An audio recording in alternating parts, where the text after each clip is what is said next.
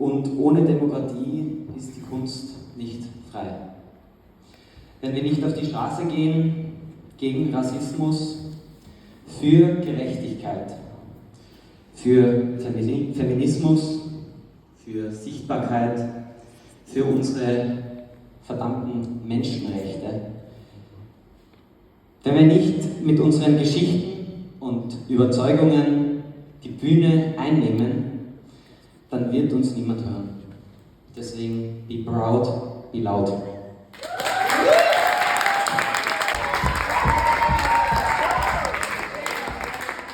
Die Verse, die ich geschrieben habe, die ist nur für eine Nacht. Was habt ihr gedacht? Meine Stories sind so golden, so wie die Stories von 1001 Nacht. Für meine Herkunft muss ich mich nicht schämen. Ich trage meine Responsibilities. Und ich weiß, ihr seid alle betroffen. Ist das die Realität? Oder bin ich wirklich besoffen? Ich hatte noch nicht einmal ein Bier. What am I doing here? I'm weeding out all the problems by its roots and its causes. I know we're not flawless. Nothing is wrong with darkness. Now it's time to be honest, to look in the mirror and see that we all need some progress. I know it's hard like a mineral, but I don't need to be literal to remind you that we have to do the smallest things in life to build a bigger picture. My mind is polluted with the thoughts of brownness. They need me and my mental prowess to pull my country out of being loveless. I slice the difference between the leader and the bosses. We act like we don't notice. People are hurt, I've noticed. That's the reason why I wrote this. Now I split the sea for you to pass to me like Moses.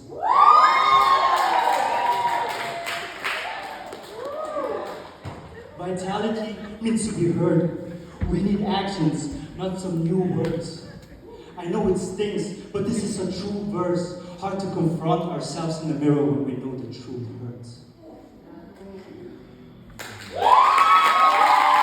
Fisch, noch Fleisch, noch beides zugleich.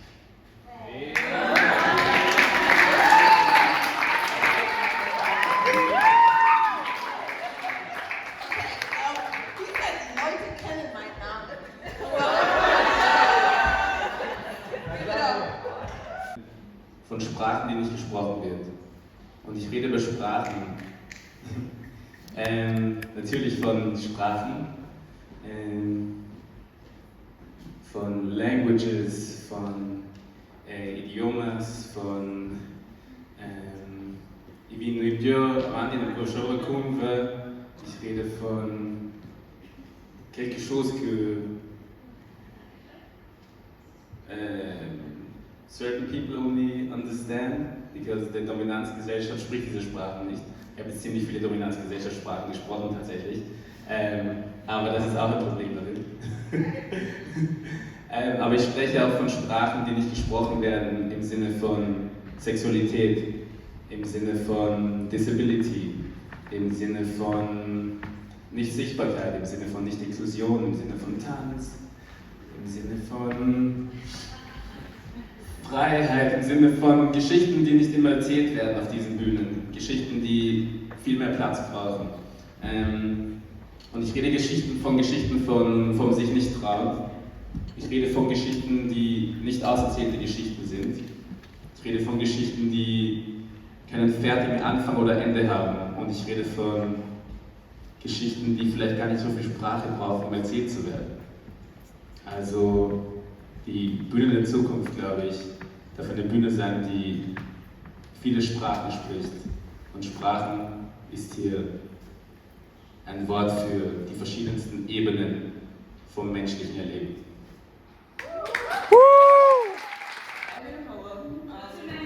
My name's Taylor. Hi, I'm Taylor. Hello.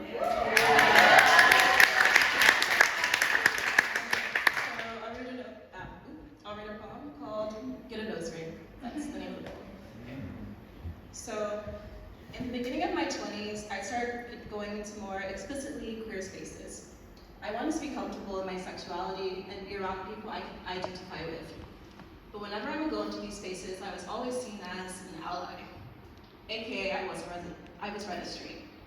This frustrated me a lot because, well, I didn't understand why I had to dress a certain way for people to believe I was queer.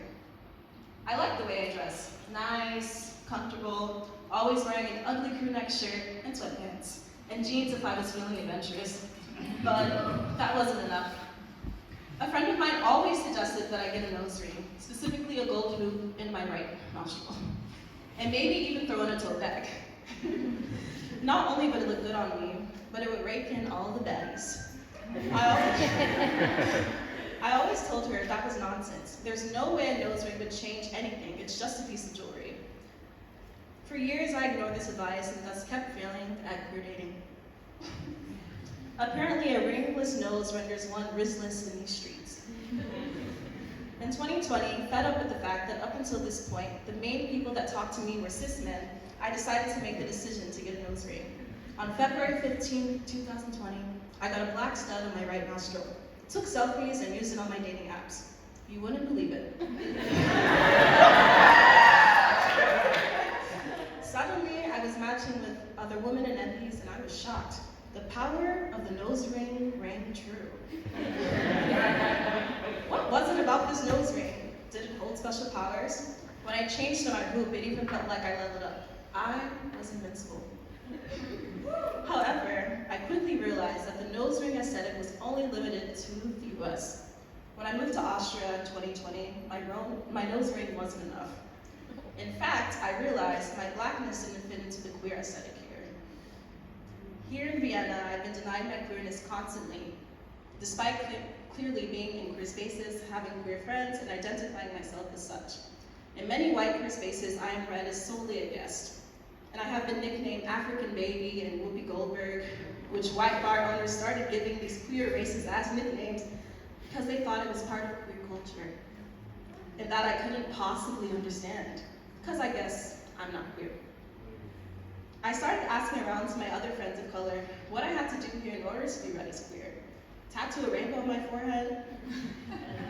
But they let me know that for many people here, it is hard to believe that someone can be black and queer at the same time.